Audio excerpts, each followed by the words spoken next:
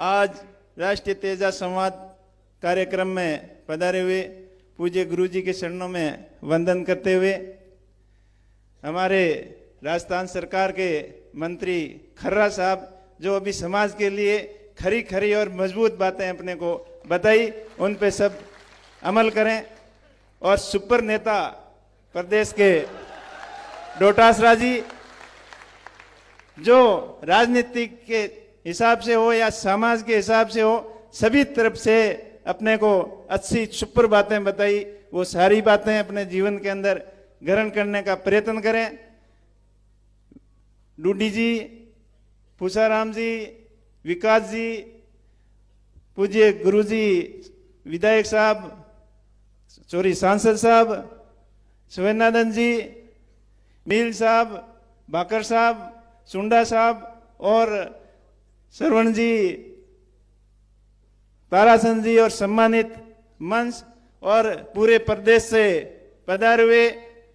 समस्त समाज के मौजूद जिम्मेदार व्यक्तियों, युवा साथियों, मातृशक्ति, आपने मारी तरफ शू घना घना राम राम शाह। अब उद्बोधन की बात करें तो मैं इतना काबिल नहीं हूं, सक्षम नहीं हूं कि इनसे ऊपर कुछ बता सकूं। मैं तो इतना ही कहूंगा कि पूर्व वक्ताओं ने, जो बाप जी ने, सब ने अच्छी अच्छी बातें बताई, उन सभी बातों को अपने को ग्रहण करना जरूरी है। ये नहीं कि यहाँ से उपदेश सुन के निकल गए और कहने को अच्छी अच्छी बातें करते रहें, उन्हीं बातों को खुद के ऊपर लागू नहीं करेंगे तब उनका ना तो कोई सुनने का फायदा है और ना कोई यहाँ आने का फायदा है। मैं धन्यवाद देना चाहता हूँ तेजवीर सेना के समस्त पदाधिकारियों को, सचिन जी, श्री राम जी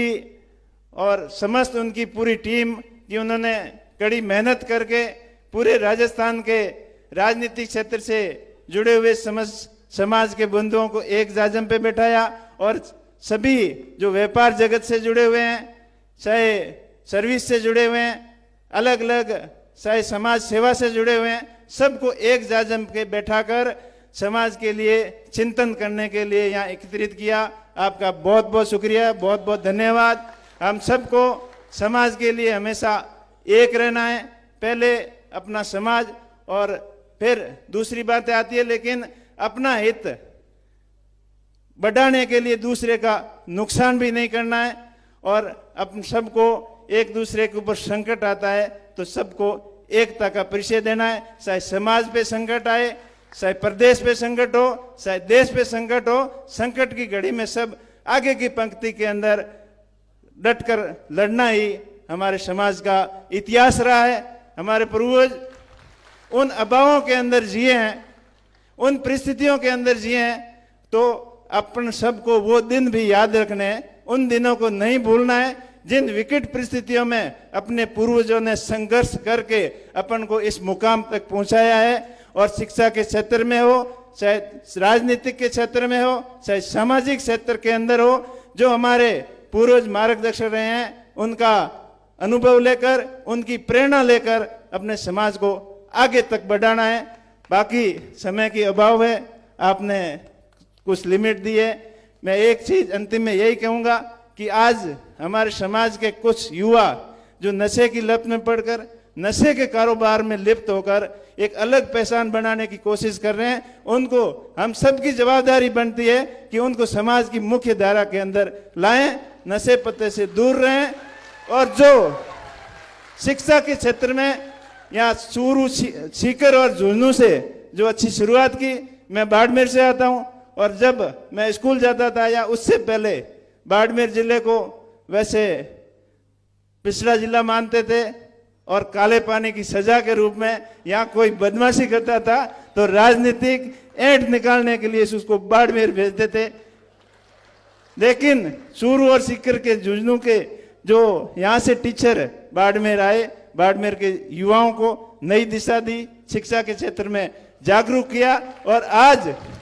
बाड़मेर भी चूरू और सीकर के बराबर आईएएस भी दे रहा है, इंजीनियर भी दे रहा है, डॉक्टर भी दे रहा है। तो ऐसा मार्गदर्शन हमेशा हमेशा आपका हमें पूरे प्रदेश को मिलता रहे, ताकि हम शिक्षित होकर ही आगे बढ़ सकें। और उसके साथ साथ जो कृषि की बात कर रहे हैं, मैं इतना ही कहना चाहूँगा, आज चाहे आप प्रोफेशनल बिजनेस में हो, चाहे बड़ी नौकरी के अंदर हो, चाहे राजनीतिक के अंदर हो, पर जो अपना मूल काम है खेती, उसको छोड़ना नहीं है। खेती वैसे नुकसान का काम है, ये मानते हुए भी 100 नुकसान होता है, उससे कोई फर्क नहीं पड़ता। अपनी फसल और नस्ल को कभी बर्बाद नहीं होने देना है। नस्ल को सुधारने के लिए शिक्षा और फसल जो अन्नदाता है, उन अन्न को पैदा करने के लिए कितना ही हमने को नुकसान हो जाए, तो पूर्वज जिन परिस्थितियों से निकले हैं, तो उन परिस्थितियों को अपने भूलना नहीं है, अपने खेत से भी लगाव रखना है। और आधुनिक जो आज के ज़माने की जो ज़रूरतें और आगे आने वाले समय में क्या ज़रूरतें रहेगी, उस हिसाब से, उस प्लानिंग से अपने सबको मिलकर आगे बढ़ना है। चाहे आपको बिजनेस के अंदर हो, चाहे राजनीति के अंदर हो, कभी असफलताएं आए, ठोकरें खाएं, पढ़ें, उठें और फिर तेजी से आगे बढ़ें।